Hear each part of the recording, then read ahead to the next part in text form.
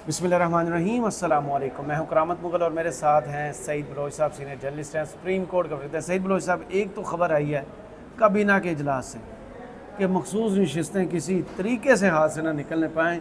जो election act तरमीमी bill committee में मंजूर हुआ था, अब काबीना ने भी उसकी मंजूरी दे दी है, लेकिन देखते हैं कि इसका रिज़ल्ट क्या निकलता है, क्योंकि सुप्रीम कोर्ट का फ़ैसला जो है वो हर बता चुका है कि इन सीटों पर कम से कम किसी और जमात का हक़ नहीं है।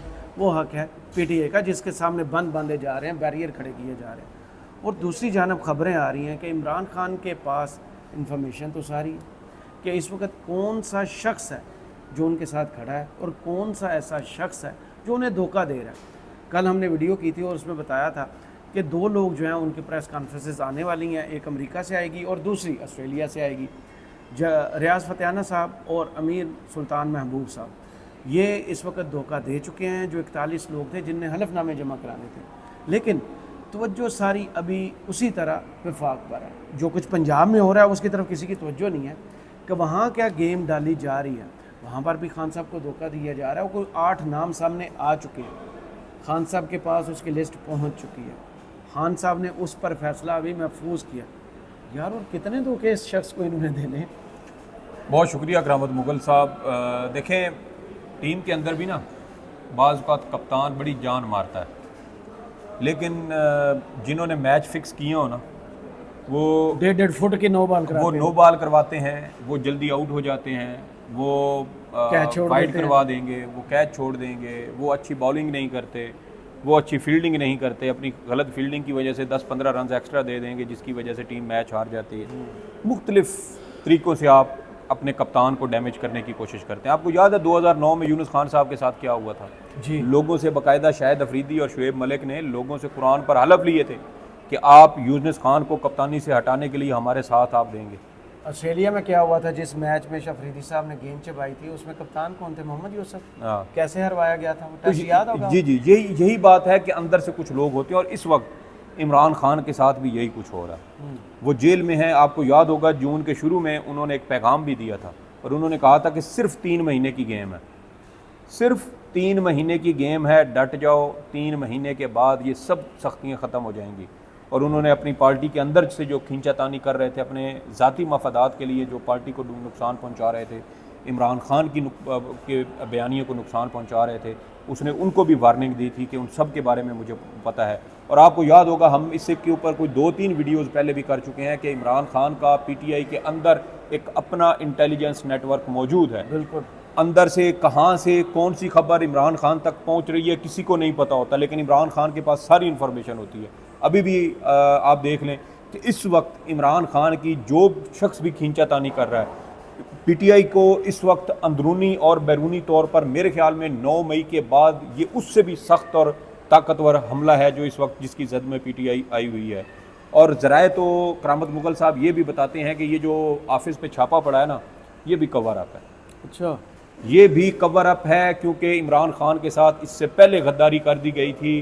किसी ने वो बयान हल्फी जो जमा करवाए गए थे वो और उन लोगों की फहरिस्तें और ये सब कुछ ये पहले ही दिए जा चुके थे, और नाम किसी के ऊपर ना आए, इल्ज़ाम किसी के ऊपर ना आए, इस वजह से ये कवर अप स्टोरी की गई थी। एक छापा मारा गया था ताकि कंप्यूटर वो सिर्फ दिखाने के लिए थे जो चीज़ उनके पास। गिरफ्तार हुए। देखिए, रऊफ हसन साहब के खिलाफ तो साजिश हुई है, मैं तो ये समझता हूँ, लेकिन बयानिया बनाने वालों ने तो ये किया, ये लिस्टें देखे। देखें, माजी में भी अगर आप उठा के देख लें, शाह महमूद कुरैशी के खिलाफ बयानिया बना था, इसके अलावा मियां महमूद रशीद के खिलाफ बना, एजाज चौधरी साहब के खिलाफ बना, परवेज़ इलाही के खिलाफ बना, उमर सरफराज चीमा के साहब के खिलाफ बना।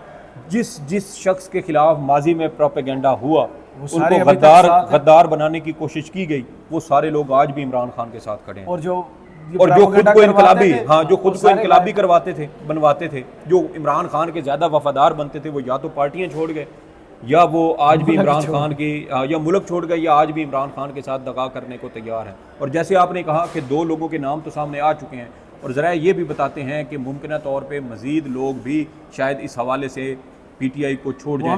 लेकिन मेरे ख्याल में उसमें भी एक और काउंटर है कि यहाँ जिस जगह पे बैठ के हम ये वीडियो कर रहे हैं ना, इस इमारत को कहते हैं सुप्रीम कोर्ट। और सुप्रीम कोर्ट ने जो अपना संगे मार जहाँ लगा, हाँ, ये पीछे वाला ये सुप्रीम कोर्ट है।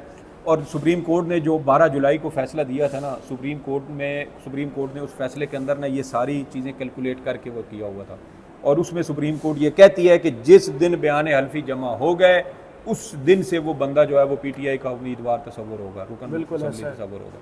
बिल्कुल। तो इसलिए पीटीआई सबसे बड़ी जमात बनेगी, पीटीआई सबसे बड़ी जमात बनेगी। इस वक्त जो 2/3 अक्सरियत वाला मामला था ना, वो तो अब खटाई में पड़ चुका है तकरीबन। जुडिशल पैकेज वाला मामला, जुडिशल पैकेज वाला, उसमें हुकूमत भी तकरीबन काफ़ी हद तक शायद ज़हनी तौर पे भी वो एक्सेप्ट कर चुकी है कि 2/3 अक्सरियत साहब को आगे लेकर नहीं चल सकते, और वो एक तरह से बोझ बन चुके हैं। और दूसरी जानब अब कोशिश ये की जा रही है कि किसी तरीके से पीटीआई को लार्जेस्ट जो पार्टी है ना, पार्लियामानी पार्टी, वो बनने से रोका जाए, सबसे बड़ी सियासी जमात। क्योंकि अगर पीटीआई सबसे बड़ी सियासी जमात बन जाती है तो फिर पूरी दुनिया से ये दबाव वाज़े तौर पर आएगा कि सबसे बड़ी सियासी जमात को हुकूमत साजी का इख्तियार क्यों नहीं दिया गया, उनकी हुकूमत उनसे क्यों छीनी गई, ये उनका हक बनता था कि वो हुकूमत करते।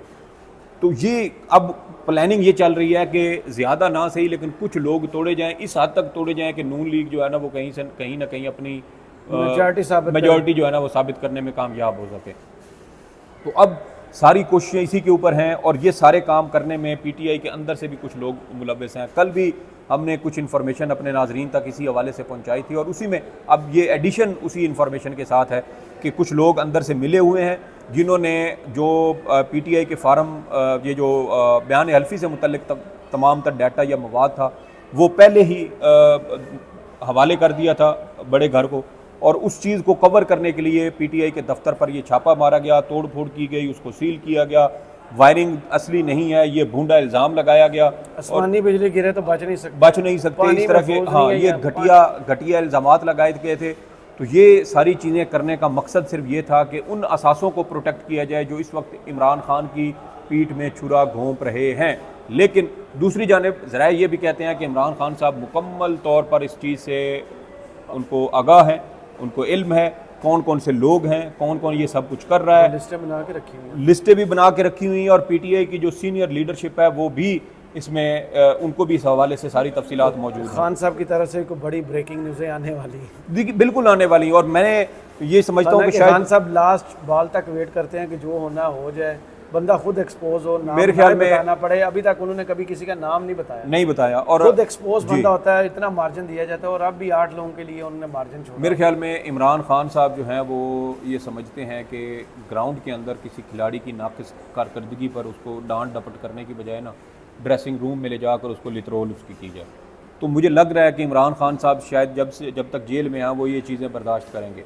दूसरी जानिब पीटीआई को इससे कोई नुकसान कोई बज़ाहिर नज़र नहीं आ रहा। उसकी वजह यह है कि पीटीआई का जो कारकुन है वो खड़ा है सिर्फ इमरान खान के नज़रिए के पीछे, और जब तक इमरान खान अपने नज़रिए पे खड़ा है उसकी पार्टी में से, मैं कहता हूँ कि उन्होंने कहा, कहते थे ना अपनी जो वो रात को 10 बजे वीडियो पैगाम जारी करते थे, उन्होंने कहा कि अगर मैं अकेला भी रह गया ना तो मैं इन चोरों को तस्लीम नहीं करूँगा। यहाँ पर इस वक्त यही सिचुएशन बन चुकी है, और पीटीआई वाले ये समझते हैं। दावे हामिद मीर ने नहीं किए। सर 3 बार हामिद मीर साहब तो ये कहते हैं कि तीन बार ये ताकतवर शख्स ने मुज़ाकरात की ऑफर की ठुकरा दी। और हमारे दोस्त हैं हमाद हसन साहब, वो पीटीआई के क्रिटिक हैं बहुत ज़्यादा, लेकिन वो भी इस खबर की तस्दीक कर रहे हैं कि इमरान खान ने इस्टेब्लिशमेंट, ये जो हालिया अभी बातें चल रही थी, इमरान खान ने इस्टेब्लिशमेंट के साथ जी व्लॉग भी किया, और हमारी उनके साथ इधर सुप्रीम कोर्ट आते हैं तो यहाँ पर भी उनके साथ गुफ्तगू होती है। वो कहते हैं कि इमरान खान ने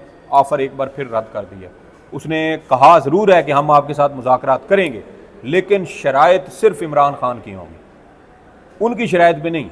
वो कहते हैं कि मेरी शराइत पे अगर आपने मुज़ाकरात करने हैं तो मेरी शराइत पे करें। इमरान खान अपनी 3 शराइत दे चुके हैं, मैंडेट वापस किया जाए, गिरफ्तार तमाम सियासी कैदी रिहा किए जाएँ और नए इलेक्शन करवाए जाएँ। अगर पहला मुतालबा हो जाता है तो बाकी 2 इमरान खान खुद कर लेंगे, और अगर पहले वाला नहीं होता, नीचे वाले 2 जो हो जाते हैं तो फिर भी इमरान खान के लिए सोने पे सुहागा। तो इमरान खान ने ना वो कान इधर से पकड़े या इधर से पकड़े, वो कान उन्होंने पकड़ना है, ये बात तय है। तो इसलिए इमरान खान साहब को सारी सूरत हाल का इल्म भी है, और कुछ लोग हैं अभी पंजाब में भी इसी हवाले से कुछ मशकूक सरगर्मियाँ देखने में आई हैं, और मुझे यूँ लगता है कि जैसे कुछ लोग ऐसे हैं कि जो पसे पर्दा रह कर पार्टी की सीनियर क़यादत को भी बेवकूफ़ बना रहे हैं। कुछ लोग ऐसे हैं जो कॉम्प्रोमाइज्ड हैं, जो धोखा दे रहे हैं, जो मुस्लिम लीग नून के साथ राब्तों में भी रहे हैं, और उनके नोटिफिकेशन भी हो जाते हैं, वो पार्लिमानी रहनुमा भी बना दिए जाते हैं।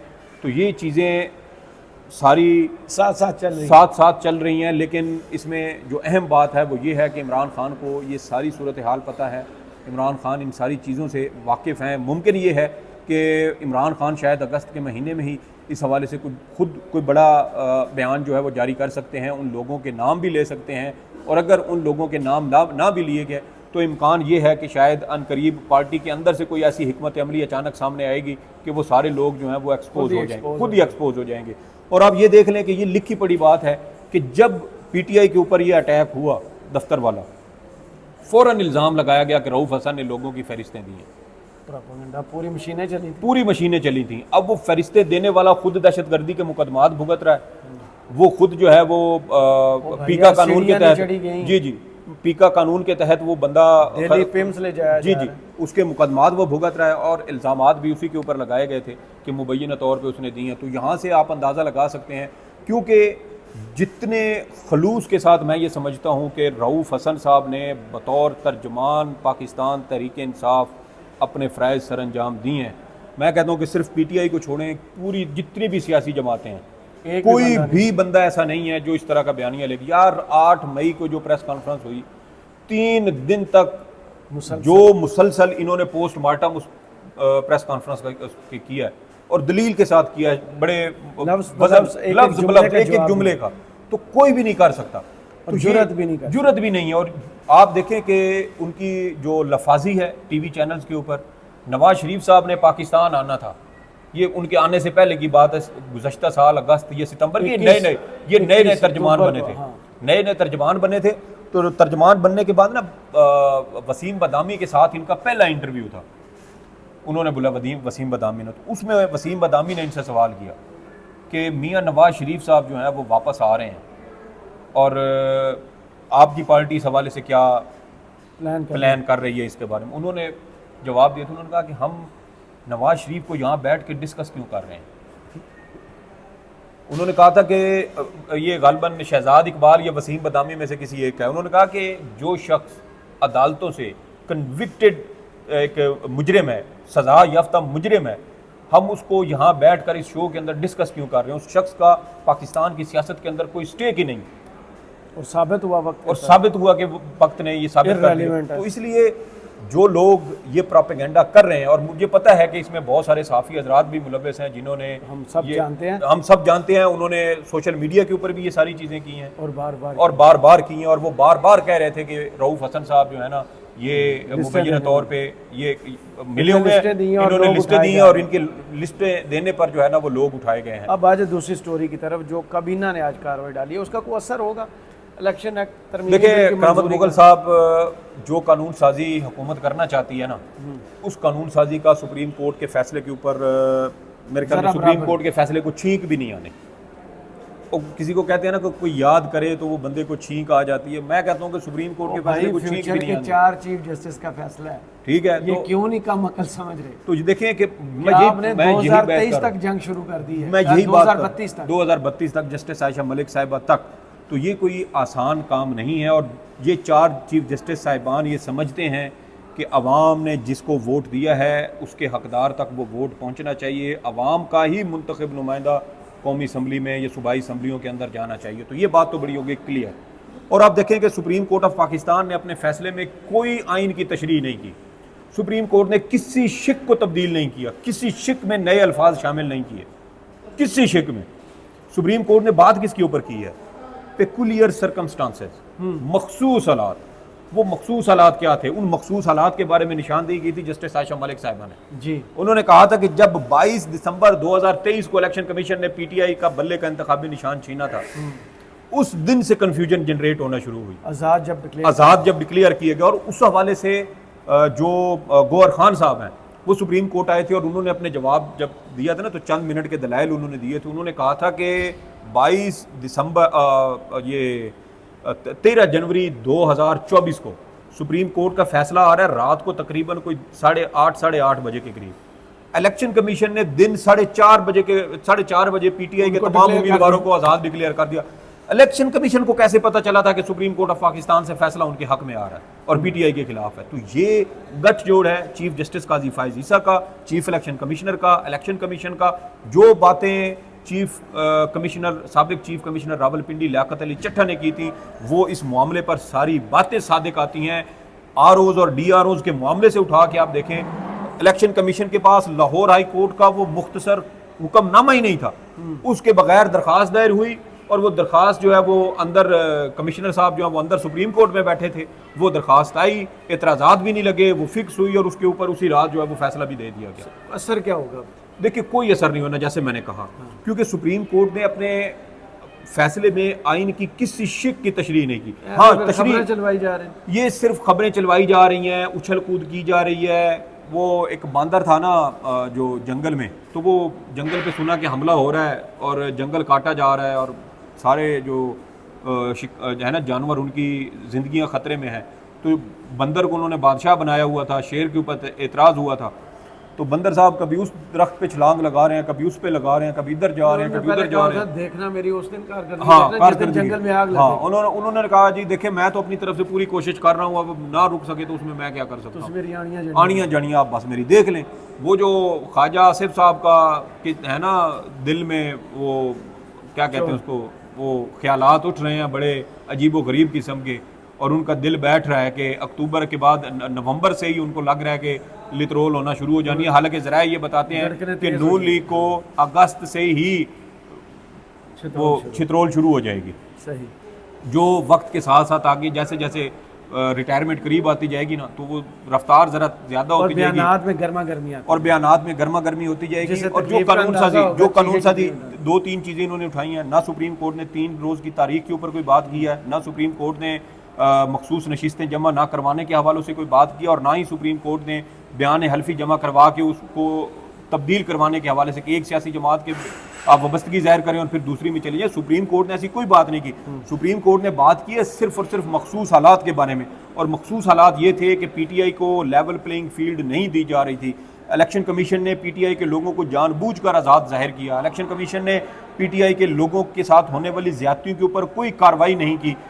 जो इलेक्शन कमिश्नर पंजाब थे, उन्होंने भी इस हवाले से ख़त लिखा था इलेक्शन कमीशन को, उसके ऊपर भी कोई कार्रवाई नहीं हुई थी। तो ये सारे शवाहिद इलेक्शन कमीशन के खिलाफ थे, और सुप्रीम कोर्ट ने सिर्फ मखसूस हालात की तशरीह की है। मेरे ख्याल में 6 अगस्त तक की तारीख है।